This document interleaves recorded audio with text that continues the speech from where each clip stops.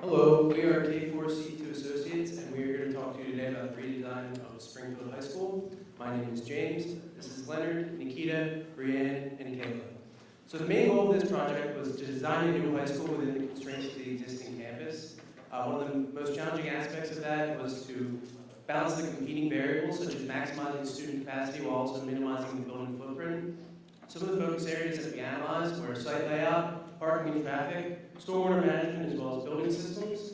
And because the school needed to remain operational, scheduling and logistics was also a major concern. On the next slide, you'll see our proposed site layout, which incorporated all of the ideas of the Springfield School District. We were able to incorporate 5 multi-use fields, as well as 6 tennis courts, regulation-sized track, and various parking facilities surrounding the campus. The building itself takes up approximately 107,000 square feet of the site and has a total square footage of 204,000 square feet. The classroom wings are 3 stories, while the surrounding areas of the building are single-story spaces.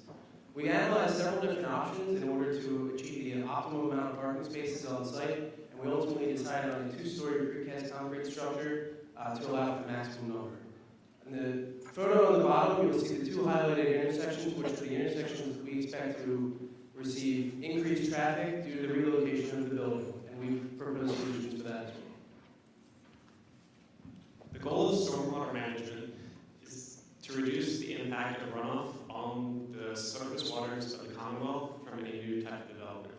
As the current high school has very limited stormwater management, low volume controls, and no water quality controls, the new site had to be designed according to EPA and DEP's requirements.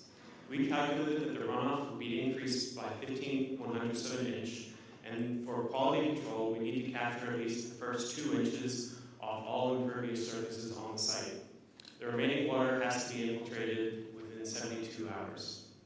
To meet these requirements, we're employing several stormwater management best practices.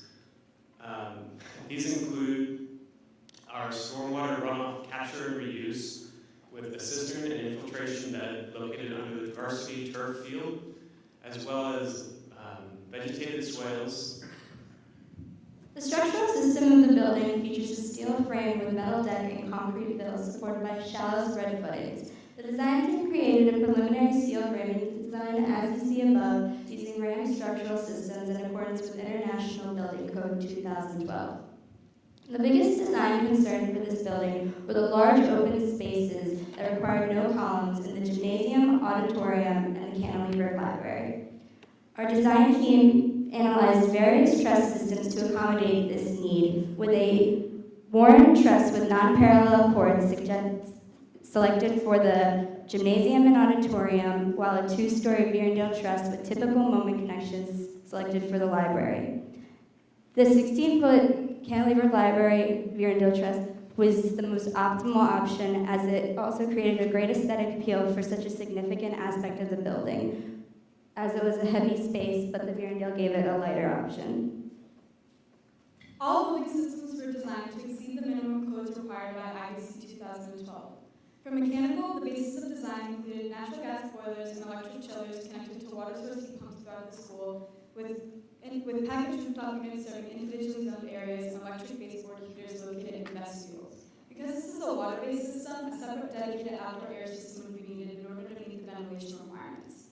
Several analyses were done on a geothermal system, which showed that by incorporating the construction of the geothermal field into the tight schedule, it would be very beneficial for the school to include as an alternative.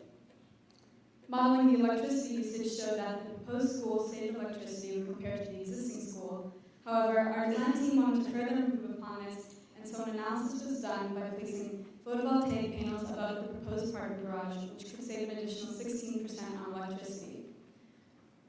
For plumbing, we realized that the minimum number of fixtures required by code was not ideal for the unique demand that school experiences, and so we decided to increase the number of fixtures in order to meet this demand. In addition, the school does not currently have a fire pump in place, and so a new diesel fire pump would need to be purchased in order to meet the demands for fire protection. The total project is estimated to cost about $131 million. Of that cost, $93 million is for construction and $6.5 million is for design, as seen in the detailed breakdown.